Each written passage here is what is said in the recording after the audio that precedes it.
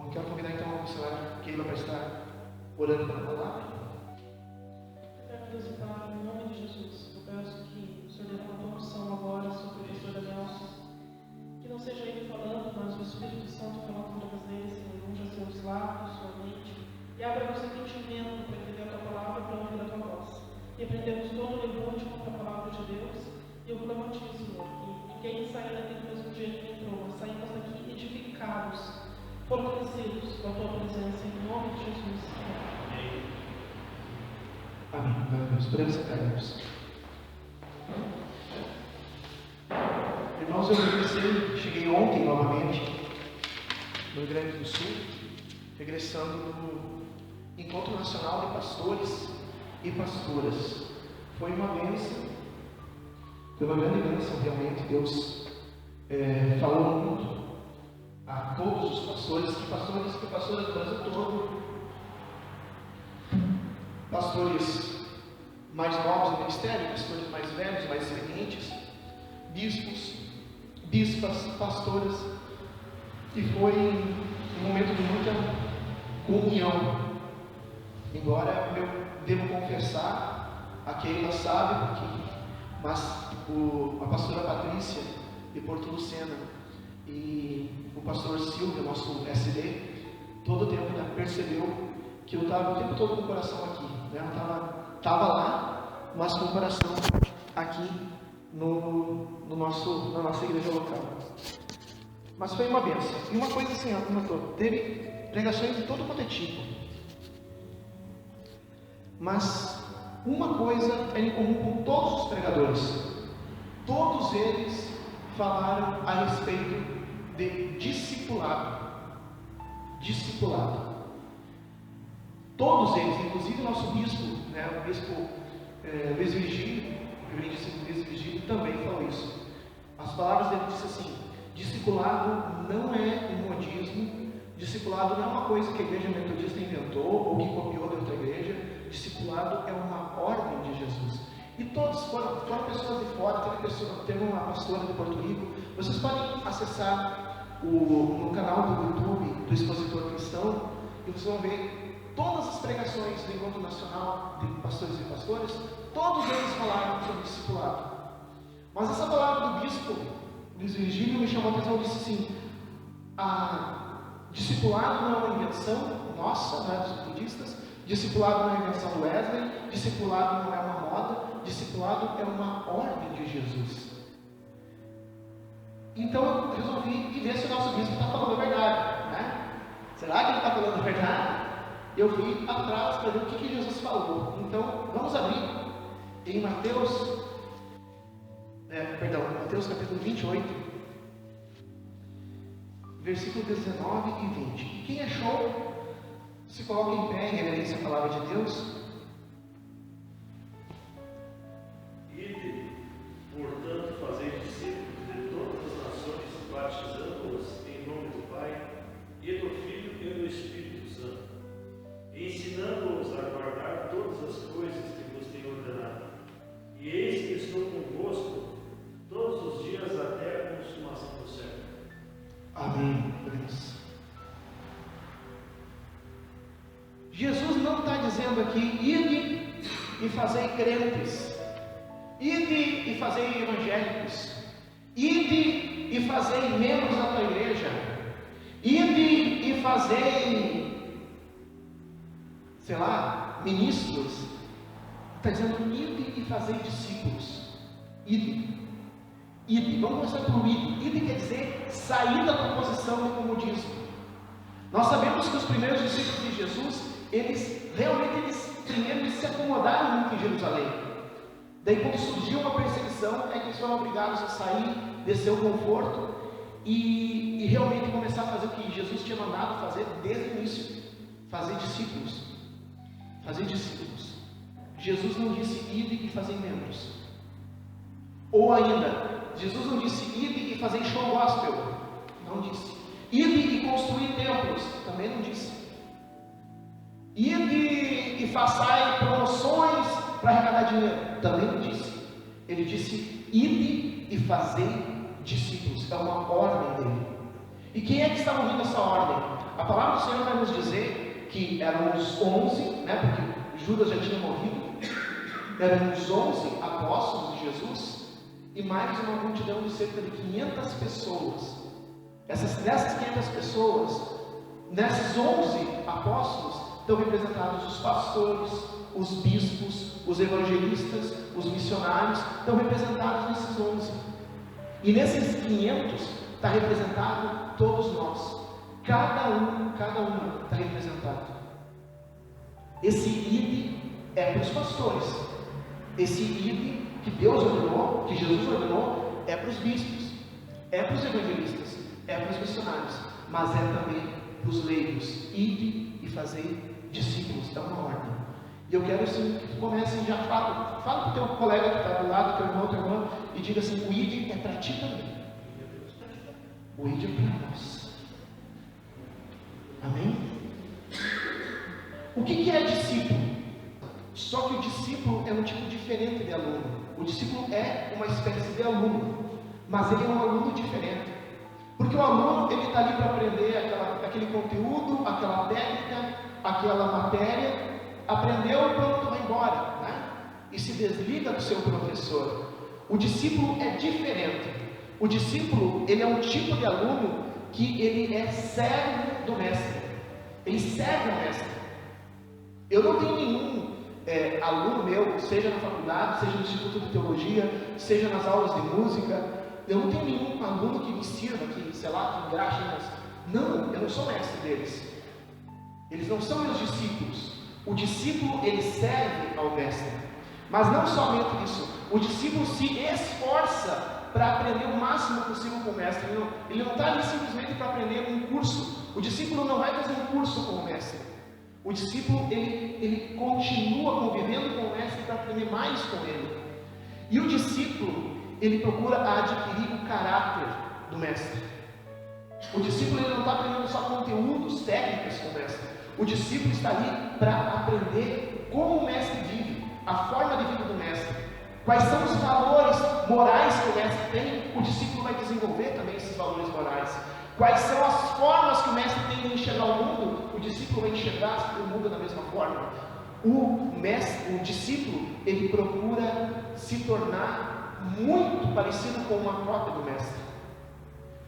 É bem diferente de um aluno, né? A gente não tem que ser igual ao nosso professor da faculdade, nosso professor da escola, ou do curso que a gente está fazendo, ou do professor da escola bíblica. A gente não precisa ser igual. Mas Jesus mandou a gente fazer discípulos. Discípulos para quem? Para os apóstolos e para os 500 que estavam ali? Não. Discípulo para ele. Pessoas que queiram fazer discípulos e ensinar as pessoas a se tornarem discípulos e discípulas do Senhor Jesus. Quem é que mandou isso? E a quem vai mandar? Levanta a mão e diz: para mim. Para mim. Para mim. Foi para mim que Jesus mandou. Para ti, para mim, para todos quantos crerem, Jesus nos convoca a fazermos discípulos. Jesus não quer simplesmente que saibamos que Ele existe. A gente encontra muitas pessoas na roda, aliás, eu encontro muitos que se dizem evangelistas, né? E eles têm um costume assim, eles fazem uma campanha evangelística, chamam o pessoal para frente: quem é que aceitou Jesus? Ah, aceitei Jesus. E daí ele bota no caderninho: nesta noite eu ganhei mais de 30 almas para Jesus, aleluia. Nesta noite eu ganhei 300 almas para Jesus, aleluia. Nesta noite eu ganhei 3.000 almas para Jesus, aleluia. Ganhou nada, porque ganhar para Jesus é ser discipulado. De fato, Pedro quando pregou em Atos dos Apóstolos, ele ganhou 3.000 almas para Jesus. O que ele fez? Foi para outro lugar? Não, passou a discipular.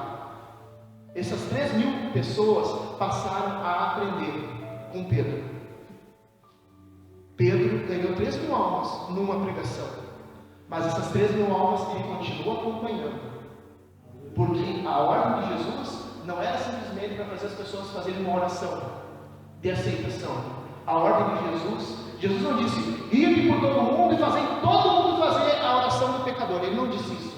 Ele disse: ide por todo mundo e fazer discípulos. O discipulado, ele começa no momento em que tu aceita Jesus como Senhor e Salvador. O discipulado começa quando tu pede perdão pelos teus pecados e faz a oração do pecador, aceitando Jesus como teu Senhor e teu Salvador. O discipulado começa quando tu decide se batizar. Mas o discipulado não é isso. O discipulado é acompanhamento. Quanto tempo dura o curso de discipulado, pastor? Vamos fazer um curso de discipulado missionário? Quanto tempo dura? 8 encontros? A vida toda. Discipulado tem hora para começar. A hora que tu diz, Senhor, eu quero. Aí começou. Quando é que termina? Termina quando tu estiver entregando a tua alma e diz assim, Senhor, em tuas mãos entrego o meu espírito. Terminou o teu discipulado nesse momento. Discipulado é para a vida toda. Sabe por quê, meu irmão, meu irmão?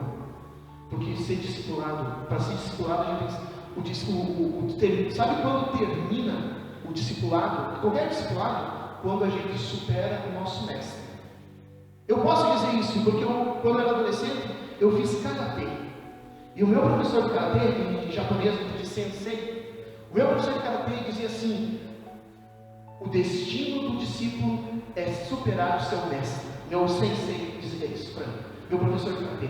O destino do discípulo é superar o seu mestre. Verdade. O destino do discípulo é superar o seu mestre. Agora eu te pergunto, quem é que vai poder superar Jesus? Tem alguém que se acredita? Ninguém vai superar Jesus. Então, a gente vai continuar sendo discipulado até o fim da nossa vida. Nos tornando cada vez mais parecido. Ou que hoje nós estejamos um pouquinho mais parecidos com Jesus do que nós estávamos ontem. E que amanhã a gente esteja um pouquinho mais parecido com Jesus do que nós fomos hoje. Esse é o processo do discipulado. Dura a vida inteira. Multidões querem bênção de Jesus. Multidões. O que mais se vê, filas e filas e filas e filas de pessoas abarrotando as igrejas para conseguir uma bênção, para conseguir a sua resposta, a minha vitória. Essa noite Deus vai dar a minha vitória. Olha, se eu colocasse lá, hoje, noite da vitória, né?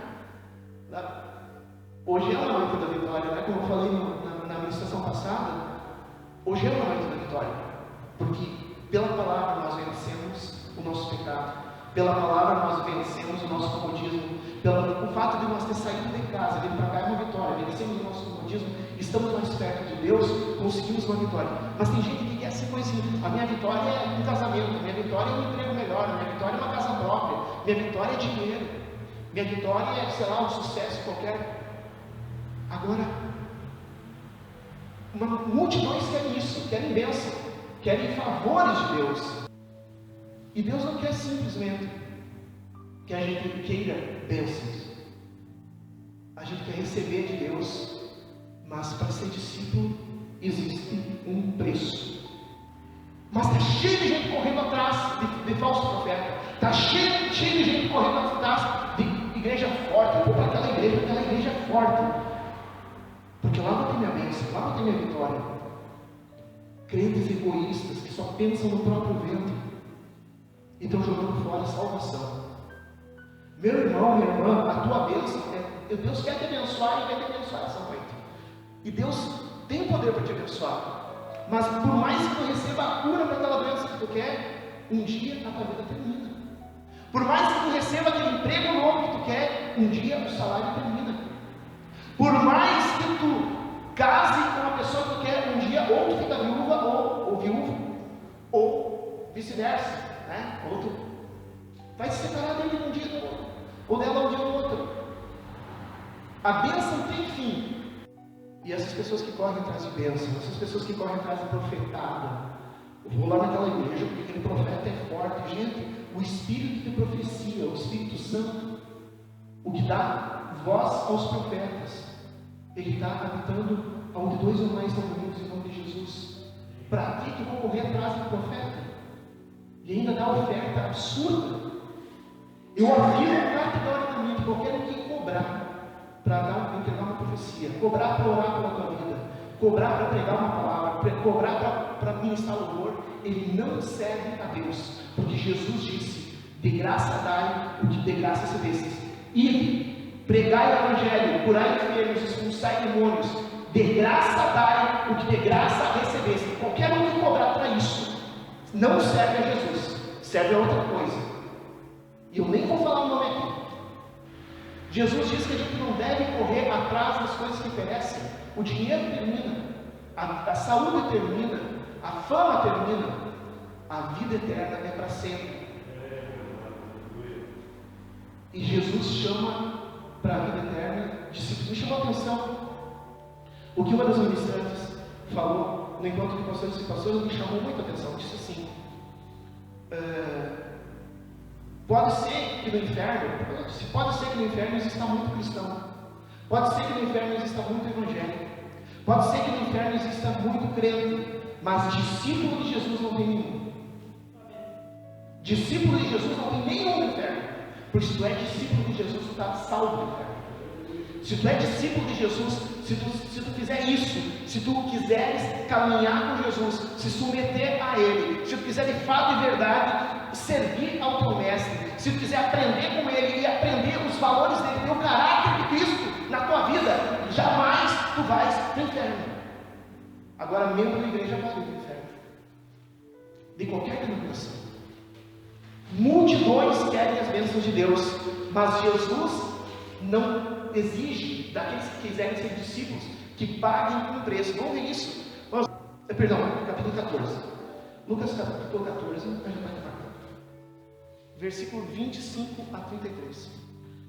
Grandes multidões o acompanhavam, e ele, voltando-se, lhe disse: se alguém vem a mim e não aborrece a seu pai e mãe, e mulher e filhos, irmãs e irmãos, e ainda a sua própria vida, não pode ser meu discípulo.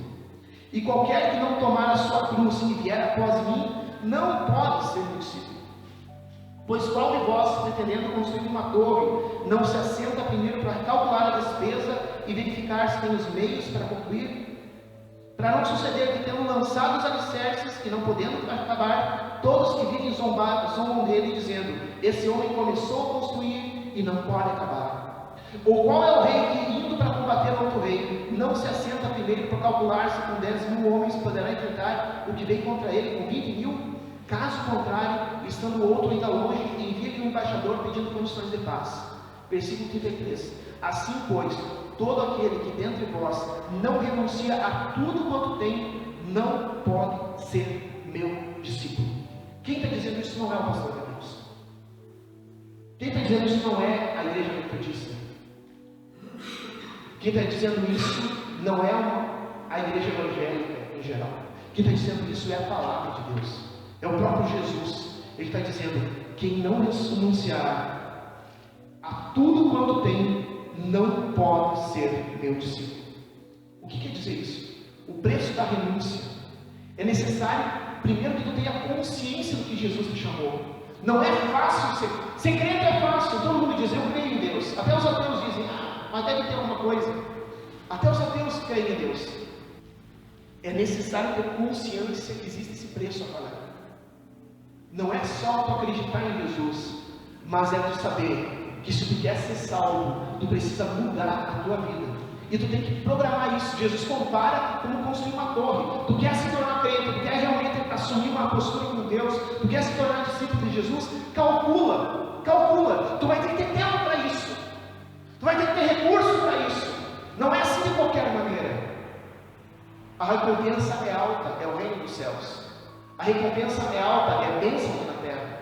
A recompensa é alta, é tu fazer realmente aquilo que Deus tem para ti. A recompensa é alta, é tu alcançar da parte de Deus aquilo que Deus tem para a tua vida. É muito alta a recompensa, mas o preço também é alto. O preço exige que tu pense o que tu está fazendo. E tu calcule: eu vou ser discípulo de Jesus, portanto eu tenho que abrir mão de tal coisa. Eu vou ser discípulo de Jesus, portanto eu vou ter que tirar um tempo para estar com o meu mestre. Como eu vou dizer que eu sou discípulo de Jesus se eu nunca me encontro com o meu mestre? E ele disse que Jesus está de 2 ou 3 reúnem no nome dele. Jesus manda que a gente se reúna, manda que a gente se encontre, que a gente estude as escrituras juntos, que a gente ore juntos. Como que eu vou ser discípulo de Jesus se eu não tiro o tempo para estar na presença? A gente precisa pensar nisso. Porque Deus não quer que ninguém se perca. Deus quer te abençoar, mas a gente tem que pagar esse preço. O preço de se organizar o nosso tempo. Deus nos dá 168 horas por semana, e a gente precisa, nesses 168 horas por semana, administrar o tempo que Deus nos dá, e por decisão própria, por livre e espontânea vontade, decidir: não, esse tempo é consagrado para o Senhor, e esse tempo nada vai me impedir que o Senhor venha falar comigo. O dia do culto é o dia que eu não marco nada. O dia da célula de discipulado, do grupo de discipulado, é o dia que eu não marco nada. Pastor, eu não pude vir no culto hoje, porque na hora que eu estava saindo, chegou visita. Eu sempre respondo a mesma coisa, e a missionária aqui ela sabe disso, porque ela, depois que casou comigo, né, bem na hora do culto, é dia de chegar a visita. Eu e a missionária aqui, eu não era pastor e missionário, a gente era membro normal, mas na hora do culto chegava a visita. O que a gente faz? Vamos junto no culto? Vamos junto no culto? Ah, mas eu não vou, eu não gosto de culto. Então tá, daqui umas 2 horas vem aqui de novo. Eu vou perder a chance de estar na presença do meu Senhor para uma visita. Visita toda hora. Ou vem junto, melhor ainda. Algumas vezes eu dava quando nós tínhamos moto, né? Que não tinha como levar a pessoa junto. Nós tínhamos moto, daí não tinha, não dava para botar todo mundo na garota, né? Mas algumas vezes sim, né? Eu lembrei agora de uns que vieram de moto, vocês estavam bem na hora do culto e foram conosco de moto. E ficaram na igreja, se tornaram membros da igreja. Vieram fazer uma visita e disseram: olha, moço, beleza, que bom que vocês vieram, estamos no culto. Estamos indo para o culto. Né? Vamos junto. Eles vieram me convidar para comer um X. Disse: não, vamos comer um X, mas depois do culto. Depois do culto a gente sai para comer X. Pegamos as motos, montamos eu e a Keila na nossa, e daí os outros 2 irmãos, cada um na sua, fomos para a igreja e estão na igreja até hoje. E comemos X. Não estava bom o X, né? Nós comemos, já vamos desviar, mas assim, eu tenho que saber que se eu sou discípulo de Jesus, eu tenho que priorizar Jesus. Vocês sabem, meus irmãos e minhas irmãs, talvez não saibam, né, que a gente ouve tanta bobagem, tipo, que pastor é rico, isso aqui. Claro que existe falso pastor, louco em pele de ovelha, que se autodenomina pastor e não é, que rouba dinheiro, que ganha dinheiro à torta e direito. Mas missionário tem uma vida muito apertada. Eu e a missionária Keila, a gente tem uma vida muito apertada. Então eu consegui do nosso bispo autorização para fazer algumas atividades extras para renda, né, para complementação de renda. Daí eu fui dar aula. Que dia? Daí agora me perguntam, essa aula particular. Que dia eles resolveram pedir aula? Pastor, o único horário que eu tenho é quarta-feira à noite. O que eu respondi? Não posso. Ah, mas eu pago à vista. Eu tenho quinta. Perdi o aluno. Mas quarta-feira. Né? O que é isso? É a história da torre. Eu preciso saber, eu tenho que calcular isso. Se eu sou um discípulo de Jesus, eu preciso ser fiel. Eu preciso organizar para pagar esse preço. Não vai ser fácil, né? Eu tenho que me organizar. Eu preciso entender que esse preço de renúncia é para o pastor? É. Esse preço de renúncia é para o missionário? Também é. Esse preço de renúncia é para o evangelista? Também é. Esse preço de renúncia é para o bispo? Também é. Esse preço de renúncia é para ti? Sim, esse preço de renúncia é para ti. É para ti. Deus não está mandando jogar ele tirar 168 horas. Ele não está pedindo essas 168 horas. Não está. Ele está dizendo: filho, filha, trabalhe, faça as atividades, se divirta, mas tire um tempo, porque eu quero te discipular. Tire um tempo para mim. Organize um tempo para mim. Eu queria colocar, tem muitas características do discípulo que Jesus chama. O que ganha o fato de a gente ser discípulo de Jesus? A gente ganha porque todo aquele que se coloca como discípulo de Jesus, Jesus chama, a gente acabou de cantar isso. Jesus pega o discípulo e transforma em amigo. Isso é tão bom ser amigo de alguém rico, tão bom ser amigo de um político poderoso. Imagina ser amigo do Todo-Poderoso, do Rei dos Reis, do dono da prata e do ouro. Então, é lucro para nós ser discípulo de Jesus. Jesus pega esse discípulo e transforma em amigo.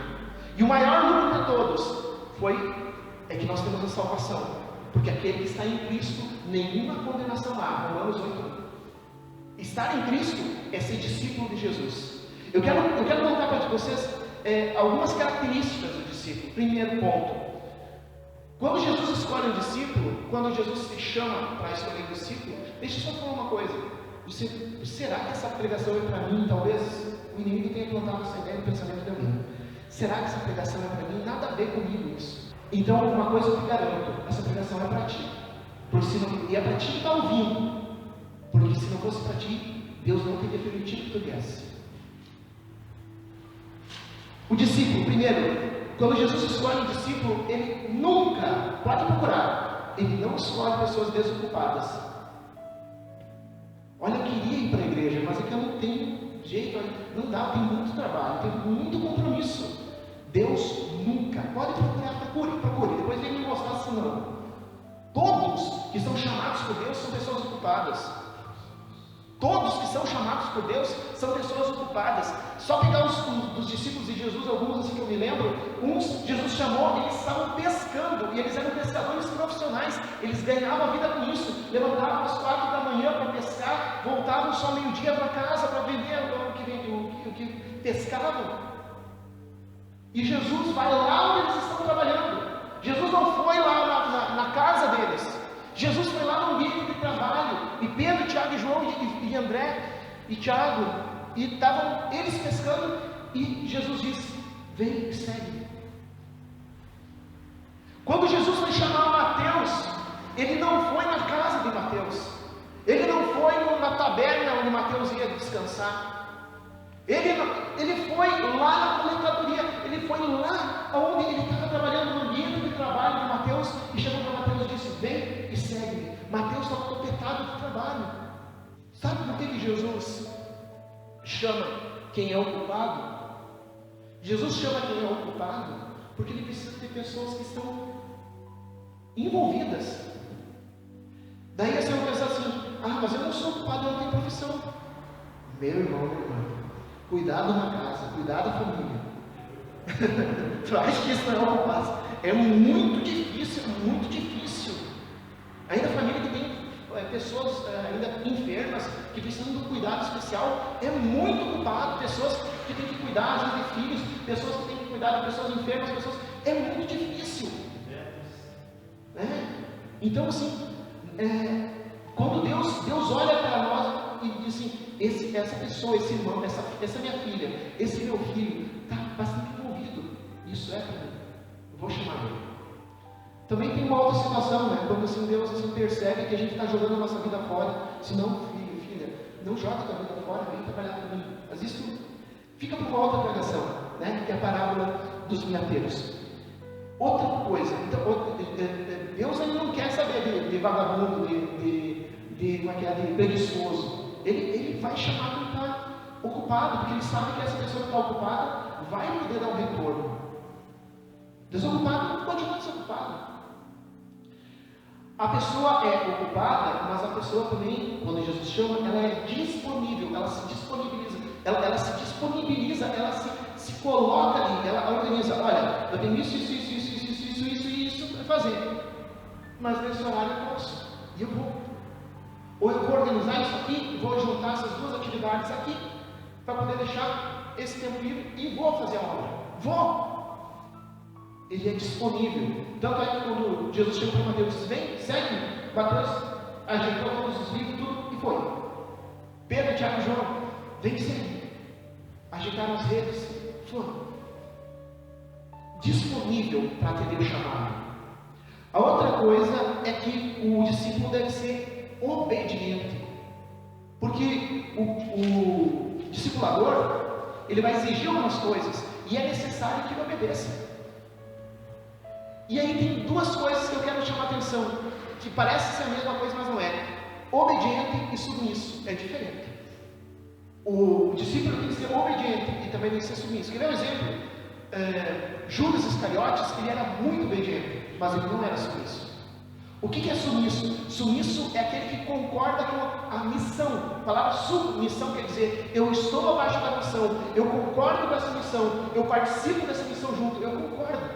Por isso assim, que na agressão, quando diz assim, a esposa deve ser submissa ao marido, não está dizendo que o marido deve subjugar a esposa, mas não. Submisso quer dizer, a esposa concorda com a missão do marido, a esposa tem concordância, e o discípulo tem concordância com o seu discipulador. O discípulo, ele concorda com as missões, ele não fica com rebeldia, ele não fica puxando para trás, ele não fica, porque é diferente tu simplesmente obedecer e tu obedecer com gosto. O submisso, ele obedece com gosto, porque ele está dizendo, isso que o meu mestre está pedindo é para a missão dele, então eu estou dentro. O discípulo deve ser tratável, ele deve ter humildade para permitir, porque ninguém é perfeito. Tem alguém que seja perfeito? Eu sou o primeiro a levantar a mão, eu sou mais imperfeito. Para mim ser discípulo, eu tenho que ser capaz de me deixar que as pessoas, que o meu mestre, que o meu discipulador, que o meu líder,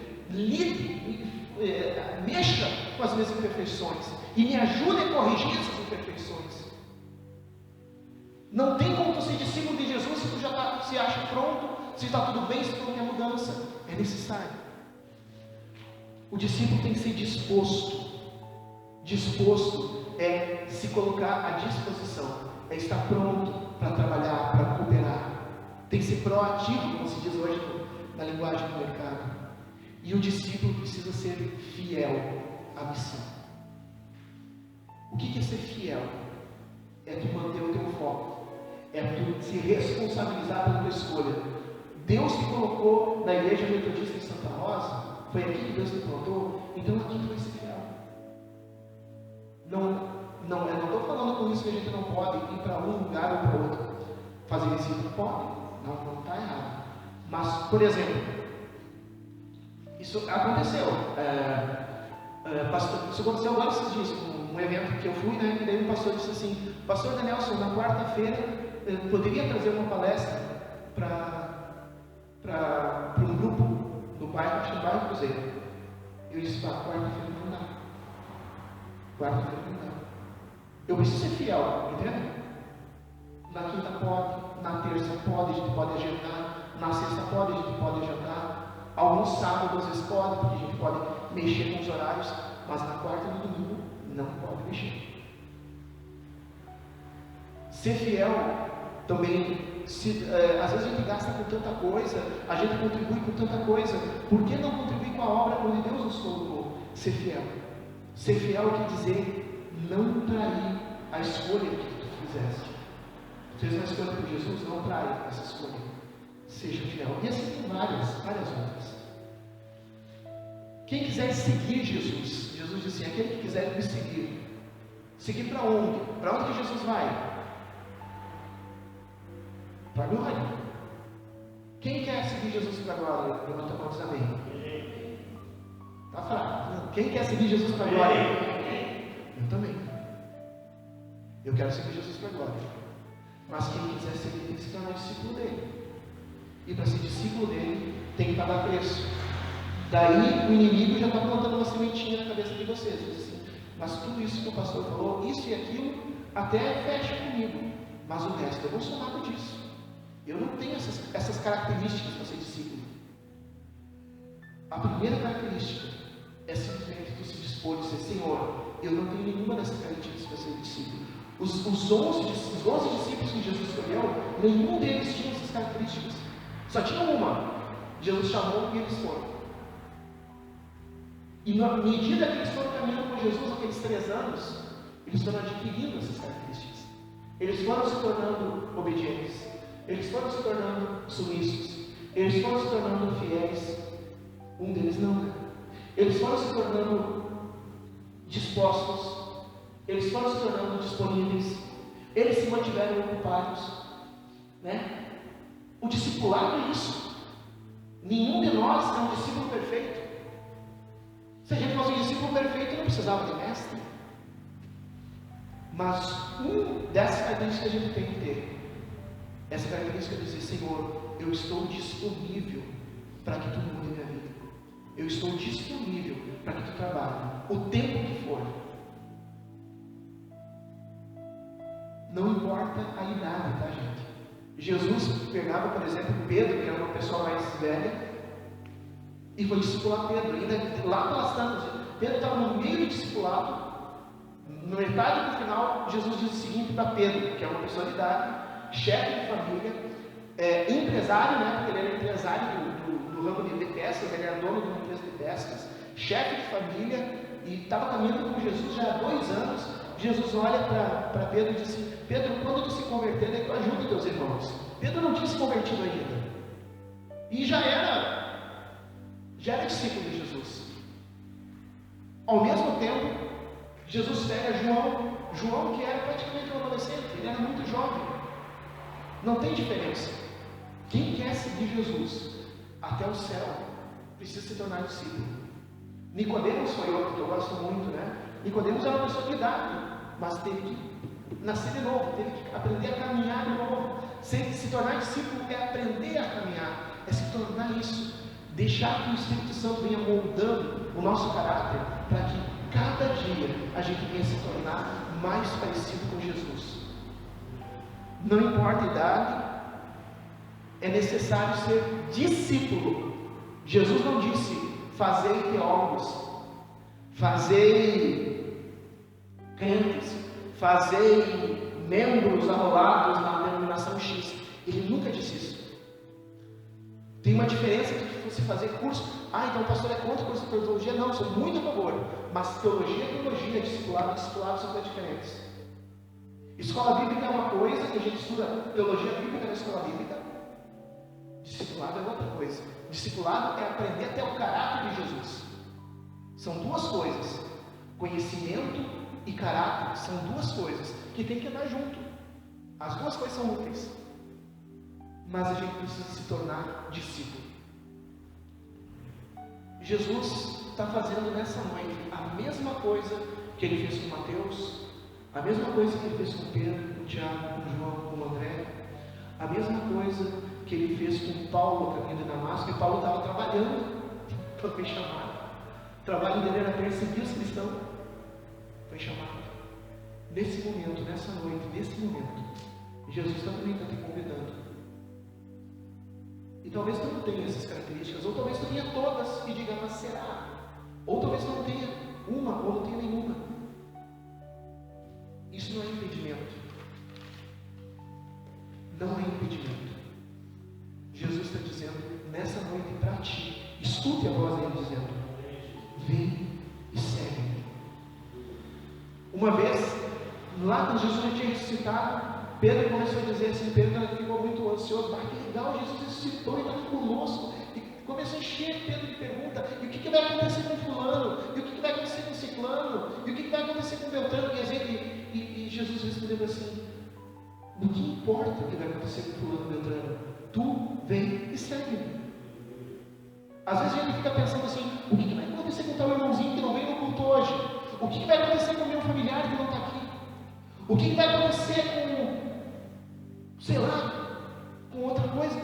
Jesus está dizendo: não importa o que vai acontecer com os outros, apenas vem e segue. Esse é o convite. Ele disse que nunca jamais nos desampararia. Basta a gente querer seguir.